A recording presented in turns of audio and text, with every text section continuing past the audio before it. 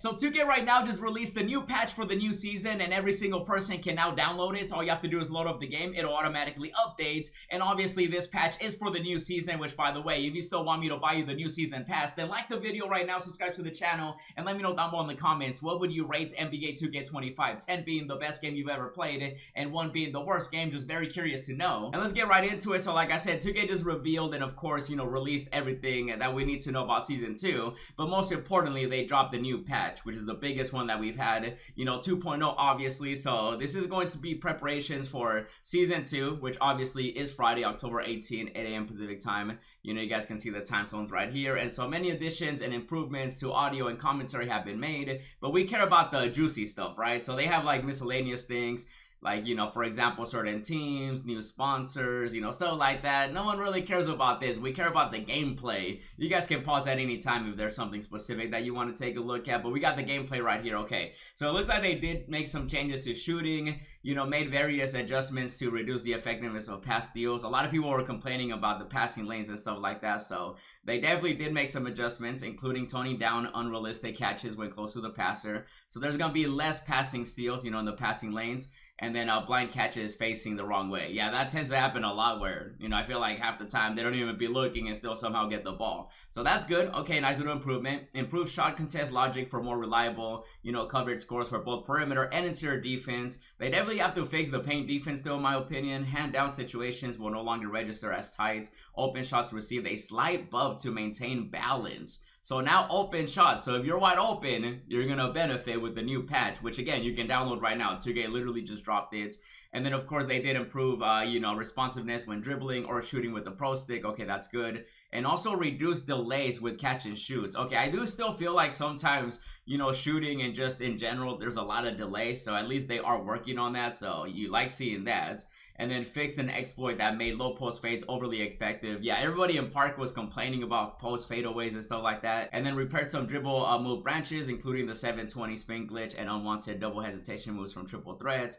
Okay, so they changed that as well. Standing floaters will now properly use the close shot rating, while driving floaters will use a weighted average of the higher between, you know, driving layup and close shots. They did, you know, mention right here, restricted post-spin shots to live dribble situations to prevent double dribble violations, and fix an unrelated issue that allowed double dribbles to occur in the post without a violation being called. So again, they're kind of, you know, changing the post game. A slight nerf was made to deep post drop step effectiveness. So again, you know, they are trying to nerf that right there. Falling face down, you know, shot landings will not only trigger when hit from behind. You'll pause. Big pause right there. Tuned catch collisions to improve animation coverage and have them play in more, you know, appropriate situations. Okay, appropriate situations. Improve the ball attachment logic, you know, mainly when starting a dunk or layup mid dribble. Okay, so they changed that. Added support to scale takeover meter progress differently for short quarters and modes like triple threat in my team. I like that. So they finally changed the takeover meter progress, so it's gonna activate a lot faster. I'm sure you guys probably already noticed that. They did also fix it. They fixed an issue where the 2K camera flip would get confused on the direction of play when a turnover happened immediately after a rebound. Okay, so camera changes. Manually selected defensive matches will no longer reset after a timeout is called. I like that. Adjusted one of Jordan Clarkson's step back jumpers to prevent unrealistic initial dribble speed. Haven't really, you know, dealt with that, so, but that did get changed. Updated Devin Booker's post shimmy fade package. Changed Mark Williams' signature jump shot to be valid for big men only. And then your player will now break out of a go-to shot if moved too far from the shot marker in certain drills. And they also fixed an issue that made self-alley-oops very difficult to complete in the dunk contest, and then fixed a scoring bug in the dunk contest that would incorrectly award points on missed dunks. Okay, so they, you know, that's gonna be like the gameplay stuff, but of course they do have every game mode. You know, we care about my team, but if you did care about City, Pro-Am, Rec, Theater, Proving Grounds, you know, my career quest and stuff like that, you can basically pause if you want to read this. Basically, they just fixed some issues, you know, with squads attempting to enter the event center. You know, a hang that would occur when attempting to enter the event center, stuff like that. Nothing too crazy for what I'm seeing, but again, I don't play my career, you know, Rec, Pro-Am, so if there's something big, again, you can just pause and just, you know, read it if you do want to. Of course, you know, it's up to you, but at the same time, we care about the My Team cheese. Wait, what's this? Completing the GOAT moment for winning 3-point is no longer delayed. Okay, I thought that was something going to be for My Team. But speaking of My Team, hey, there we go. Okay, so we do want to see the My Team cheese. What do we got? Because it looks like they changed. Oh, okay, good. So I'm already seeing exchanges, auction house, in-game breakout, game modes and stuff like that. So let's see. When it comes to challenges, they will now be filtered to the selected category rather than showing all seasonal, lifetime, and other challenge types in a single list. Okay. Awards for completing challenges must now be claimed from the challenge. Okay, I'm hoping that fixes the whole issue where like you gotta restart the game and then like it still doesn't show up and stuff like that. So that's good. Hopefully that does fix that, which from what they're saying, it is now fixed. So you claim it once you go into the challenges, and then, instead of just appearing in your unopened packs. So kind of like how it was before, but this year it would just be in your unopened packs, and then it wouldn't like register, and then it wouldn't show, but then you restart it and then it would show. So, you get it. So made improvements to the in-game and pause menu trackers for active challenges. Yes, thank you. So they said improvements to the in-game and pause menu trackers for active challenges. So I'm hoping that means that they got rid of them tracking challenges that you completed. By the sounds of it, hopefully that is fixed. I haven't tested it out myself because the patch just dropped, obviously, but improvements. We like that. And then clutch time challenge games will now display win conditions on the score overlay in game. And they also addressed an issue where stat tracking challenge games could fail to complete. Okay, so it does look like the challenges got a nice little update. So we do want to see more improvements, obviously. So the exchanges, this is something that a lot of people were complaining about. And so added support for unauctionable cards to be added to the exchanges that support them. I like that. So they fixed the whole unsellable. Let me just confirm though, because the game actually just updated for me. And so let me see if I can find an unsellable, card right here. So let's go with a gems of the game, because these I do have. I have a couple unsellable, like for this one, add to the exchange. Yeah, so actually let me let me pick someone that is hold on, let me try this one just in case, Okay, so they did fix that. A lot of people were having issues, so thank goodness that they did end up fixing that. Okay, love to see it. So now you can, a lot of people were leaving comments telling me that it was broken and 2K fixed it. Thank goodness. And then certain card themes like season rewards will still be restricted from the exchange. Okay, so certain cards are still not able to, you can't use them for the exchange. And then duplicates of the same card can now be added to an exchange at the same time.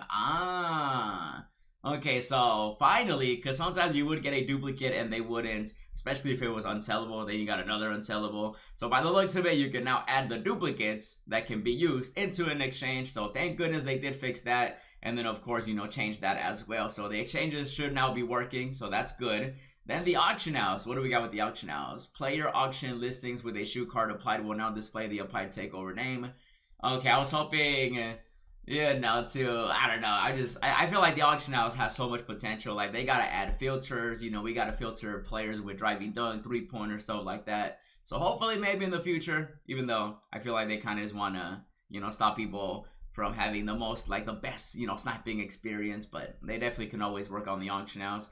In-game, so what do we got in the in-game? The gameplay, oh, look at this, everybody was complaining about this, bro. So the gameplay, visibility, basically people were cheesing out there, but now you can toggle it during the gameplay by pressing up on the D-pad, so you can basically see it if somebody was cheesing out there. So that's gone, so no more of that. In multiplayer games, the opponent's customized HUD settings will no longer override the local player settings for ball handler text. So now they can't hide, who they're using and stuff like that. So again, a lot of people were complaining about it. 2K fixed it, so good, okay. And then addressed an issue with camera settings and triple threat modes not being saved. Haven't had an issue with that, but if you were, now it's saving. And then ensured coach boost would apply after rematches in single player modes. Okay, so the coach boost, don't really notice that too much, but it looks like it was an issue, and now, they ensured that the boost is applied. Okay, good. And then breakout, let's see what we got. Breakout, more rewards. Gatekeeper spots will now display the price points required when selected. Okay, gatekeeper games will now have an overlay display before starting, which includes the full price name. I was hoping maybe like some more rewards, 2K. I really want to see a display where they show all the rewards, you know what I mean? Like, that'd be pretty cool. Just being able to go into, breakout and then, playing it and then seeing all the, rewards. But it looks like they don't have that, but they did make some changes. But obviously, again, that can still get updated. And then they do mention Triple Threat Park. Okay, what do we got with Park right here? Dynamic duos, and then also evolved player cards will now appear correctly in the Park pregame reveals. Okay, fixed an issue that could prevent a Triple Threat Park game from counting towards the daily win streaks. Yeah, there's definitely some issues that, people weren't getting their streaks counted, so they fixed that. Good. My player height will now be accurately represented on the Triple Threat Park sidelines with added protections to prevent them from getting onto the courts. Okay, icon pass to the teammate nearest to the hoop is now enabled in triple threat parks. Okay, defensive matchups can now be adjusted during triple threat games. I feel like I was already able to do that, but it looks like they kind of, fixed a couple of things here and there. Enable who to guard switching by holding the pass/change player button on defense in triple threat parks. And then games played in triple threat park will now, contribute to player card stats.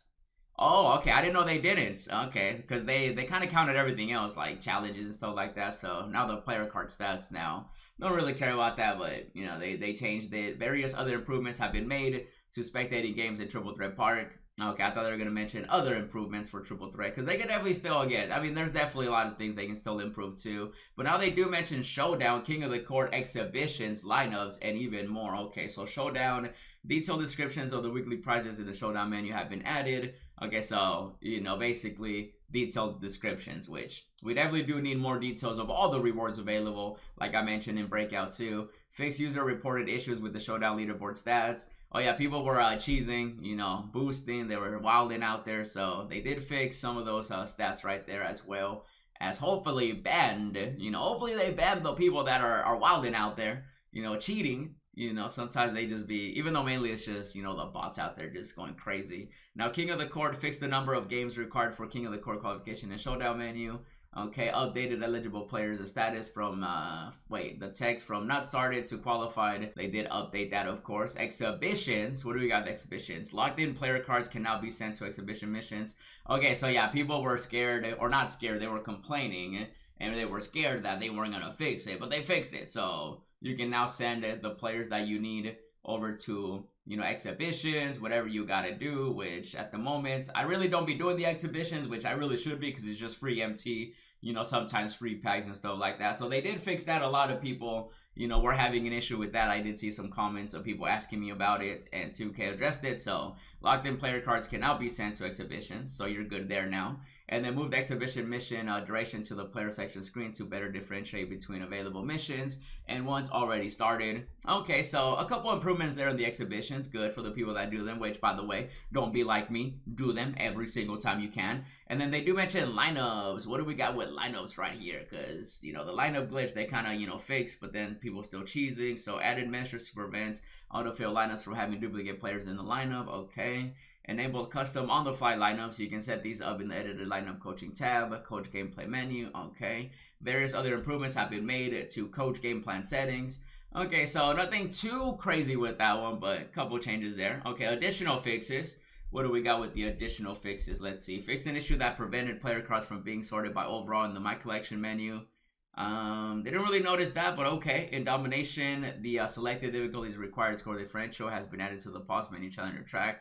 Okay, so now just in case you forget, how many points you got to win by, even though you should always just try to dominate domination. Improvements have been made to both scrimmage and practice plays in the training hub. Okay, so you can practice some more there. Change the default difficulty of freestyle showdown to pro. You can change it, so that's nothing crazy. 4-pointers will now actively contribute to plus, minus, and other stats. Okay. Prevented the menus from becoming unresponsive in rare cases after completing the My Team tutorials. Yeah, sometimes it wouldn't work. I would restart the game, but by the looks of it, they prevented that from happening and then addressed visual issues that could occur in the Ascension. And let's see what else we got right here. So they do mention My NBA Eras, My GM, The W, everybody's favorite game mode right there. So if there is something that you specifically want to look at, you can always pause like I said. So, they faced a couple things here and there. I don't play any of those, so for me, it's like, But if you care about it, again, just pause and read. They also mention PC changes. I play on PS5. Let me know what console you guys play on. So they did fix a couple things here and there.